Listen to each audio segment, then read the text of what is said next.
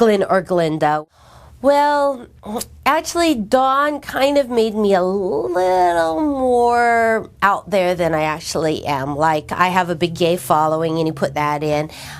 He made me a little more, well, obviously, a lot more bitchy than I actually am. He made me a lot more slutty than I am. Like, in the movie, I'm, like, thinking about sleeping with people to get parts for movies, and I have a chauffeur that I'm sort of getting it on with.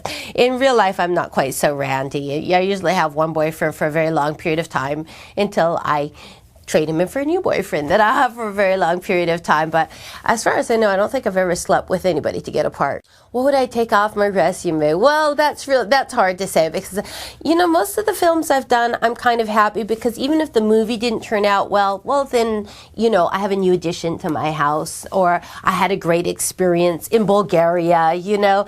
Yeah, there's always something positive about every movie that you've done. And that said, I would say probably about 10% of my oeuvre.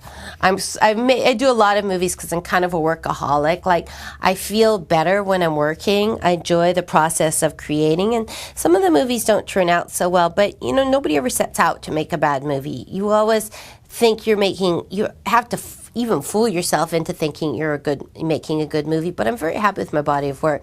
I used to say, when I die, I want to have made 5 good films. And then I started saying, when I die, I want to make 10 good films. And now I'm saying, well, you know, when I die, I want to have made 20 good films. And I think I'm well on the way. I've made more than 10 films that I think are really sort of classic movies that I'm proud of.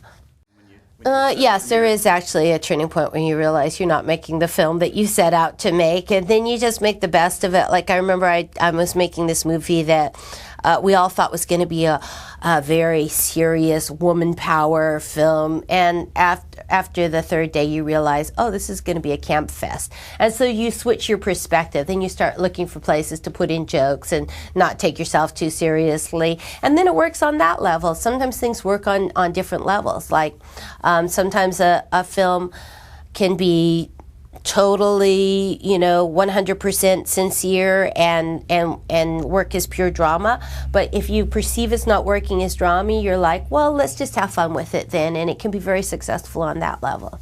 I'm really happy with Seed of Chucky. I think it's just really fun, clever. I honestly think Seed of Chucky is going to become a cult classic on DVD. For some reason, when it came out in the theaters, people didn't, I don't know if it was the marketing or the time that it was released like sort of in the pre-Oscar crush. So I really think a lot of people didn't know it was out there, but I think this is a movie that people see and they want to see again and they want to tell their friends. And I just really enjoyed making it. I love Don. I think he's so talented.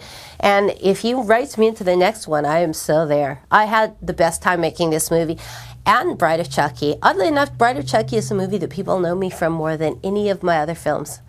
I'd say 8 out of 10 times when someone comes up to me on the street and they know me from a movie, it's from Bride of Chucky. And then Bound and Bullets Over Broadway? Or? I'd say Bride of Chucky, Bullets Over Broadway, Bound, and then to varying degrees, The Getaway, Liar Liar, and Let It Ride. Those are the movies that people know me from.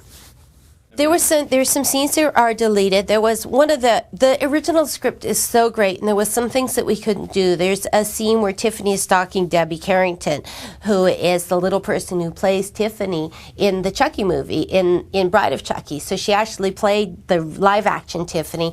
And, you know, Tiffany is very jealous of Debbie, and she doesn't want anyone playing her but herself.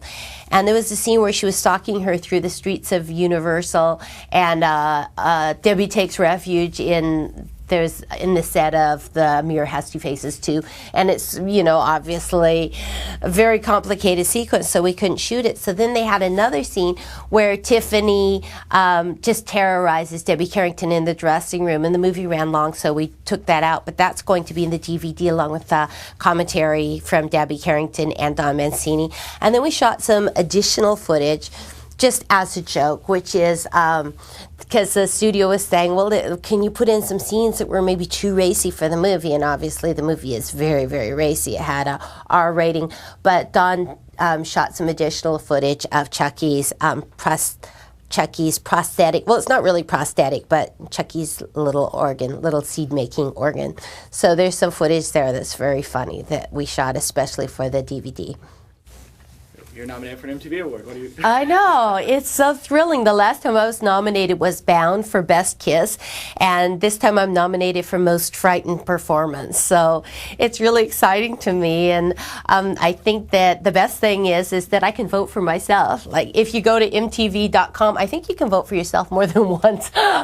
So I'm actually lobbying for people to vote for me, because the thing with the MTV award, you're supposed to act like you're too cool to care if you win, but I've never won anything in my life, so I'm keeping my fingers crossed that I win. I think it would be really cool to have that big plastic thing of popcorn on my mantelpiece that I can say, look, when I have kids, I can say, Mommy won that. Don't eat it. It's toxic.